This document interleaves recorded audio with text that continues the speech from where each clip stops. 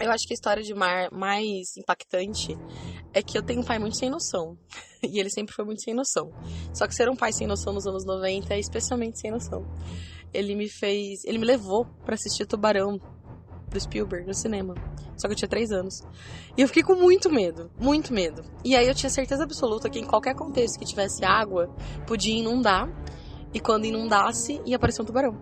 Então eu dormia numa suíte com a minha avó quando eu era criança. E eu sonhava infinitamente que a banheira ia tampar o ralo, encher de água e aparecer um tubarão. Então eu não queria mais dormir nesse quarto.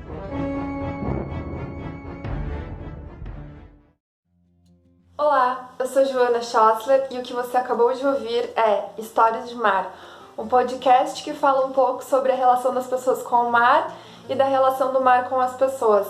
Esse projeto ele surgiu em Sagres, em Portugal, no ano passado, quando eu e o Felipe Nóbrega, que também integra esse projeto, estávamos andando pelas ruas enquanto participávamos de um evento e pensando um pouco como a gente poderia estender um pouco dessas histórias maravilhosas que as pessoas então têm na sua relação com o mar e como que elas se dão em diferentes territórios, em diferentes lugares do mundo.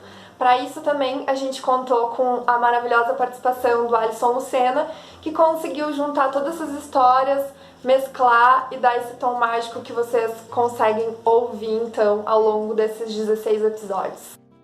Olá, mas e o que é um podcast?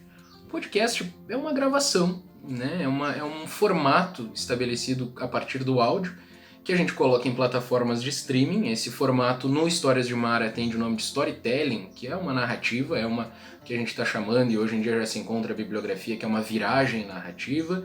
Mas nesse formato de storytelling, o Histórias de Mar ele ganha alguns elementos metodológicos para ser feito. Isso é importante, né? A gente queria alcançar o que a gente chama de sensibilidade sonora. Como é que a gente fez para alcançar isso? Dentro de um universo hoje no Brasil, por exemplo, de 50 milhões de pessoas ouvindo podcast, com um crescimento de 65% ao ano. Então existe todo um nicho. Para organizar o nosso material, a gente pensou nisso e pensou também nesses 4 itens que eu vou agora colocar, que é tempo, trilha, locução e arte. O tempo, na verdade, ele diz respeito à média dos programas, né?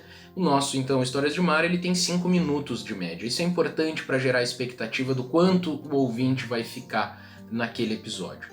Segundo é a trilha, são as subtramas que vão surgindo, isso é muito importante, isso cria uma grande relação de sensibilidade, porque o ouvinte ele vai se engajando também pelas estratégias sonoras que vão aparecendo para contar a história, isso é muito importante, né? Isso também é parte do conteúdo, isso não está por fora, dentro de um formato de áudio.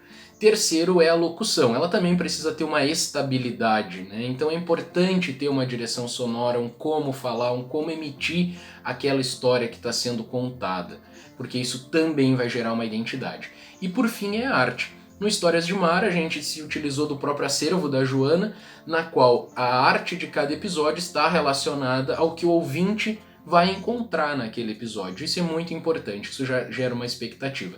Isso tudo vai chegando no que a gente está chamando de sensibilidade sonora dos podcasts e desse formato.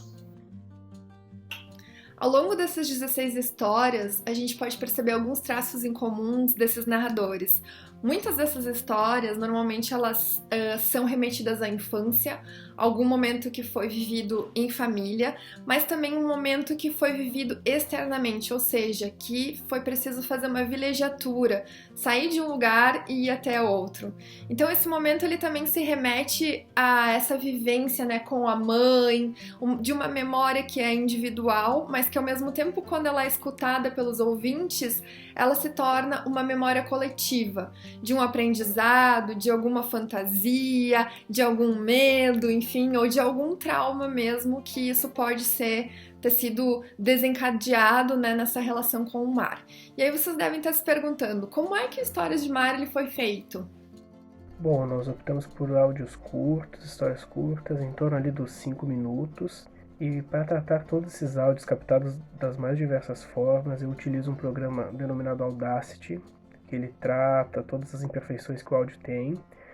E para montar trilha sonora com outros áudios recortados, eu utilizo um programa chamado Vegas, que é um programa de edição muito famoso para Windows. E as artes a gente edita com Photoshop, com umas fotos antigas de praia que a própria Joana disponibilizou para esse trabalho. Eu acho que um grande desafio para a academia é trabalhar com criatividade, pegar o seu material denso e transformá-lo, sabe? Se comunicar não é apenas falar. Existem diversas ferramentas para se utilizar. Tem como, por exemplo, utilizar um vídeo de uma forma seca, ou um áudio de uma forma seca. É preciso editar, é preciso colocar a criatividade em ação e muitas vezes até ter pessoas especializadas em criatividade para fazer essas coisas. Então a academia ela precisa se abrir para esse universo criativo e precisa se comunicar, precisa transformar o seu conteúdo denso em algo mais palpável para o consumo de qualquer tipo de pessoa, como eu acho que foi o nosso projeto do podcast Histórias do Mar. Para finalizar, fica a ideia de que o projeto Histórias de Mar ele pode ser uma maneira da comunidade, do outro, poder ouvir sobre histórias que também são suas, sobre paisagens que não são só suas, mas que também são nossas. E para que a gente possa repensar um pouco sobre tudo aquilo que o litoral representa para a gente, trazendo então olhares, né, que estão muito ligados a essas mudanças, né, climáticas, a essa reivindicação que está tão presente, né, no nosso dia a dia, e a repensar também o que é a zona costeira, ao que são esses elementos, ao que é o seu patrimônio, ao que é essa identidade e esse afeto que nós temos então em relação ao mar. Fica o convite para que todos acessem então Histórias de Mar, que está ligado ao Spotify do grupo Ribombo.